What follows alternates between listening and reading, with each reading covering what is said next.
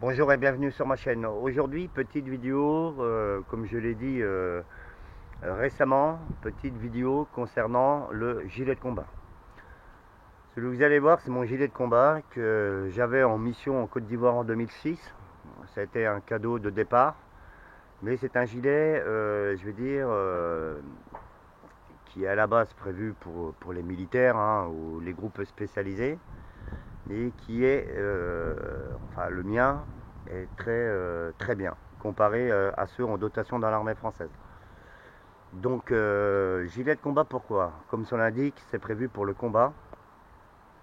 Hein, c'est pour faciliter et transporter un maximum de matériel qu'on a besoin sur soi au combat. Il est utilisé, je veux dire, pour le combat, transport de cartouches, euh, grenades, je parle en mission de militaire, hein, je parle pas des trucs interdits. Hein. Transport de cartouches, trousse de secours, tout pour tout avoir sur soi. Un peu pour comparer avec les gilets des pilotes de chasse en France hein, ou les pilotes de chasse dans le monde. Ils ont un mini gilet de combat sur eux. En cas d'éjection en territoire hostile, ils doivent pouvoir se dépatouiller avec un minimum de choses sur eux. Hein. C'est sûr, ils ne vont pas s'éjecter d'un avion avec le sac à dos. Hein. Donc c'est le minimum vital pour eux en mission en cas d'éjection en territoire hostile. Là on n'est pas dans ce contexte-là. Je vous parle du gilet de combat parce que c'est un objet qui pour moi peut être très utile dans la rupture de la normalité et en cas d'évacuation d'urgence, ça peut être utilisé. Hein. Il n'y a pas que le sac d'essai, il n'y a pas que le bob. Il faut penser au maximum, si on ne peut pas prendre son sac d'essai ou son bob, se barrer avec un minimum sur soi et très rapidement. C'est comme si vous enfiliez une veste et que vous vous taillez. Après, le gilet de combat peut être placé à un autre endroit que votre bad, hein, que votre maison, en mode secours. Vous ne pouvez plus rentrer chez vous, ou vous êtes à proximité de chez vous, vous ne pouvez plus rentrer, bah, il y a toujours ce mode de gilet de combat qui est planqué, je veux dire, quelque part, et qui vous permet d'avoir un minimum vital. Moi, en général, j'ai toujours mon sac d'essai avec moi. Hein. Quand je suis en voiture, j'ai toujours mon sac d'essai. Mais bon, c'est des options, il faut réfléchir à sa préparation. Et prendre en compte aussi, et vraiment c'est important, je trouve cet objet, le gilet de combat, très bien. Donc le gilet de combat, je vais dire, pour la défense du domicile, moi, je ne le conseillerais pas, parce que pénalement, vous vous retrouvez dans le contexte où vous vous préparez à de la défensive, mais aussi à de l'offensive. Parce que si vous mettez un gilet de combat équipé de cartouches, de bordel, tout le train-train pour envoyer de la bûche, allez justifier au tribunal, vous avez défendu votre domicile avec un gilet de combat. Pénalement, je pense que c'est pas recevable. Hein. Il y a un moment, le président de la cour va vous dire hey, monsieur, attendez, vous n'êtes pas en Côte d'Ivoire, vous n'êtes pas en Afghan, vous habillez pas à mettre votre gilet de combat pour la défense de domicile. Pénalement, je ne peux pas vous dire faites-le pour la défense de votre domicile. Hein. Là, j'engagerai ma responsabilité. Mais dans la rupture de la normalité, hein, quand il y a plus de loi, plus de machin, et que c'est chacun pour soi et Dieu pour tous, à un moment, il faudra peut-être mettre le gilet de combat pour défendre son domicile. On n'avait pas encore là en France, hein, faut se repositionner. Faut se repositionner, je vais dire, au moment T, hein, au moment où je fais la vidéo. Tout va bien en France. Donc, je vais vous faire une petite présentation du gilet au sol.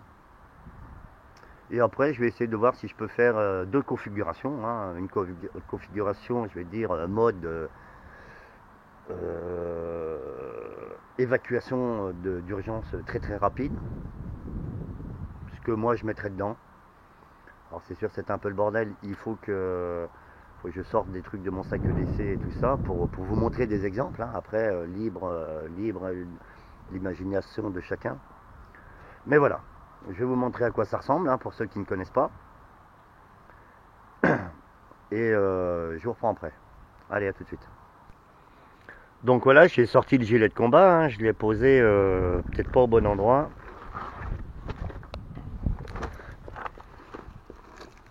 Voilà, je l'ouvre. Ça c'est l'intérieur du gilet, hein, vous voyez, c'est vachement aéré. Et ce qui est bien avec ce style de gilet, hein, c'est qu'il est réglable dans tous les sens. Les épaules, ici il y a des sangles, on peut rajouter des accessoires. Moi je les ai verrouillés. Il est réglable pour les gens minces, obèses et tout, hein. Il est vraiment prévu pour toutes les catégories de corpulence humaine. Ça c'est l'intérieur, hein. C'est super, super léger, super aéré. Et voilà. Pour l'extérieur, hein, bon, ça c'est mon truc France, hein. Ça c'est celui-là, je peux vous dire qu'il a vu du pays, celui-là. Celui-là il a été sur au moins 3 continents. Donc c'est le gilet de combat, c'est un gilet multipoche, hein, velcro. Ici, bon, en général, l'armée met des chargeurs. Toute petite poche. Là, je vais dire, vous pouvez mettre boussole, tout ce que vous voulez. Et après, il y a vraiment des grandes poches, hein. Ça, c'est des poches, elles sont immenses, hein. Je veux dire, peut-être l'inconvénient, c'est le rabat, là. Ça, c'est un peu chiant pour aller chaque fois foutre ses mains dedans. Mais il y a des grandes poches. Ici, pareil, hein, ça, c'est des poches qui sont prévues pour des chargeurs. Hein, là, il y a quand même pas mal de poches et vous pouvez porter sur vous en tant que militaire en mission pas mal de chargeurs. Voilà, ça c'est la partie de droite, hein. Et de l'autre côté, pareil, hein, pour moi c'est poche à chargeur. Ici on peut mettre boussole, machin. Vous pouvez mettre une radio aussi, hein, style Baofeng. Ici pareil, hein, des belles petites poches. Voilà. Et voilà, et une autre grande poche de chaque côté, hein. Donc question d'emport, hein, c'est libre de votre choix, hein. Il y a tellement de poches que tout équipé, quand on l'équipe en tant que militaire avec les chargeurs et tout, le truc il fait un poids d'âne, hein. Mais voilà, vous avez de quoi envoyer. Si vous prenez tous les chargeurs et vous remplissez toutes les poches, vous avez de quoi envoyer quand même de la bûche, hein. C'est un peu le but, hein. On va pas retourner au camion, aller chercher des cartouches pour se défendre, hein. Faut en prendre un maximum sur soi. Donc voilà, ça c'est la présentation extérieure, hein, des réglages de partout.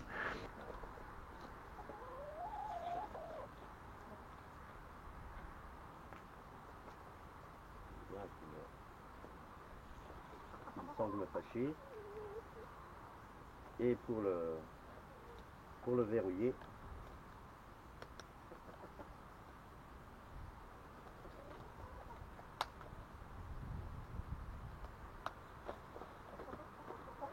donc voilà.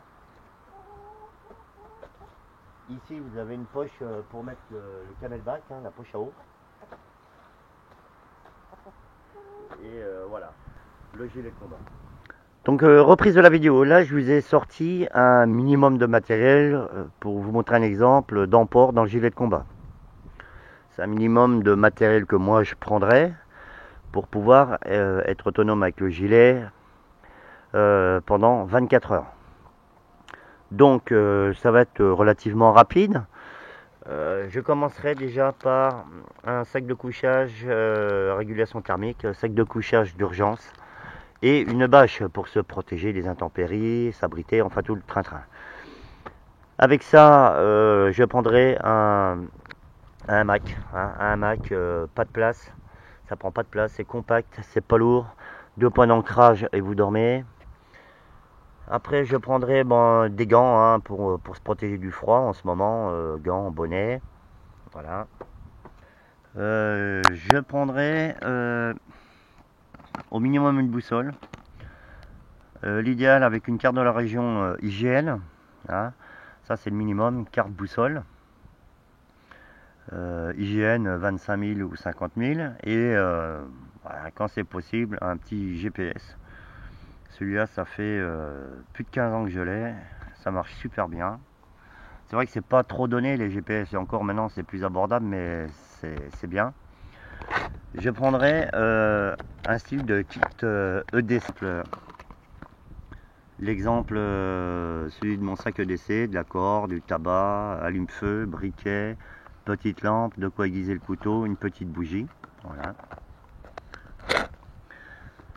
Je prendrai aussi mon kit de filtration, hein, mon mini soyeur, kit de filtration. De quoi purifier de l'eau, en sachant qu'il y a le filtre plus des pastilles dedans. Voilà. Je rajouterai un couteau. Un couteau, là, celui-là, il est bien, le Light My Fire. Un petit couteau avec Fire Steel dedans. Et 2 scialumes. Voilà, c'est des scialumes pour vous montrer.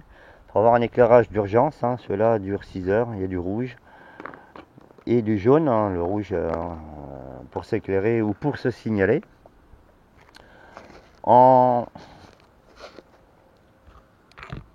Une trousse de secours, j'ai fait une vidéo là-dessus. La mienne est complète, rien à dire. Une compresse israélienne en cas de gros traumatisme.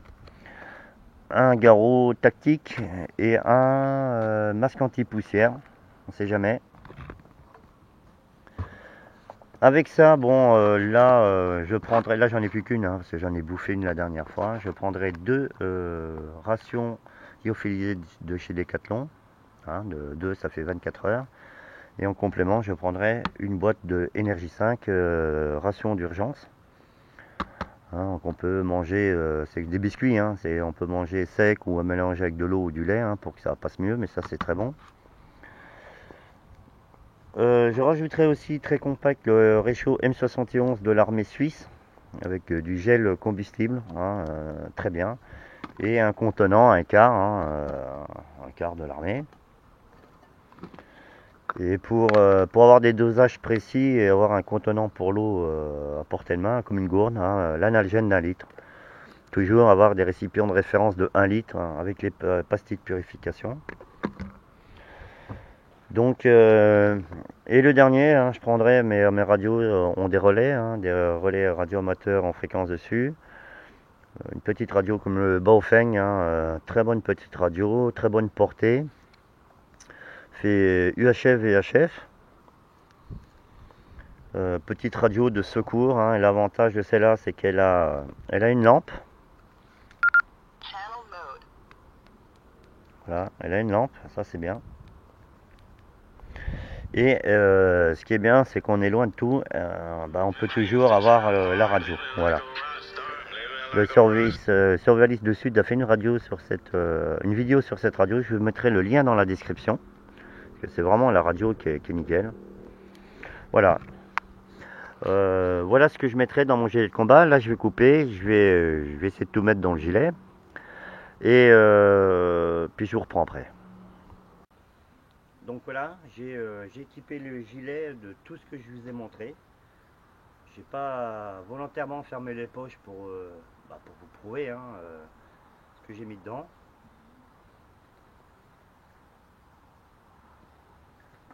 Ça reste, ça fait son poids quand même. Et encore, là, j'ai mis en place dedans sans sortir les Énergie 5 de leur boîte et tout. Donc, j'ai fait au mieux, au plus rapide. Voilà. Là, je vais vous montrer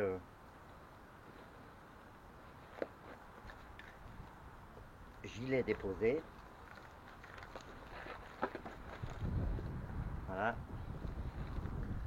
À l'intérieur. Donc là, couteau, scialume, radio, boussole, ration lyophilisée, les gants,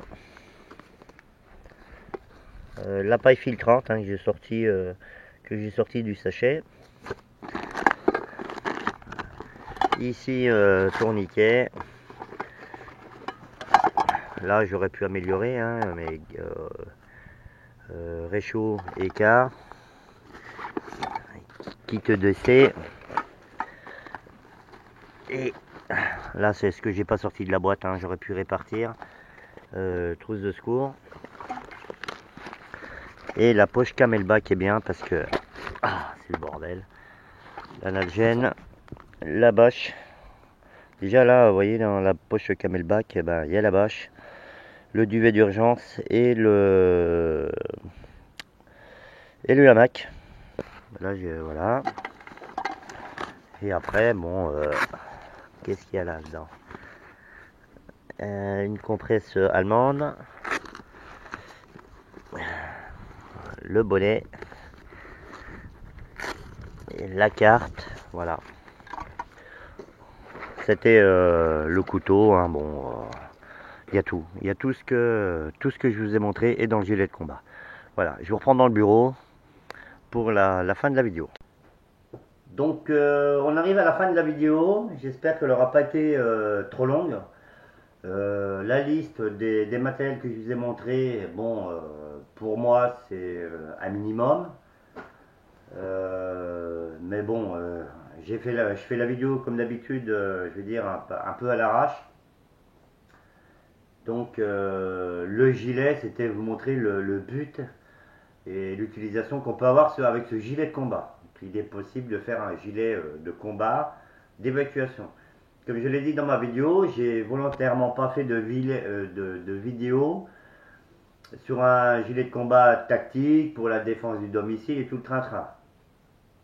Et je ne voulais pas, pareil, faire le même style de vidéo sur le gilet tactique avec des munitions et des trucs tactiques dedans pour la rupture de la normalité. Hein, voilà, ça n'engage que moi et je ne voulais pas le faire.